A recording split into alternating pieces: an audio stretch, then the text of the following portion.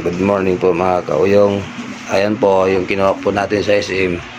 Yan po yung pinangako ko po sa tatlong pamilya na kagaya ko rin po mahirap. Sabi ko po is babalikan ko po sila bukas kahit man ng bigas, kahit papano is nakakatulong po tayo mga kauyong. Ayan po, kinuha ko na po. Salamat po pala sa nag-sponsor, Ma'am Lucel. Maraming pong salamat sa inyo. Kaya may kasabihan po tayo share your blessing, kahit papano po magbibigay din po tayo ng mamahagi po tayo kahit konti. Malaking bagay na po yan mga kauyong. Bukas po ano ko po yan, dadali ko na po yan sa pamilya na pinangakuan po natin mga kauyong. I-repack ko pa po yung sa loob po yan kasi hati-hati lang po muna. Yan lang po mga kauyong. Salamat po. God bless us all.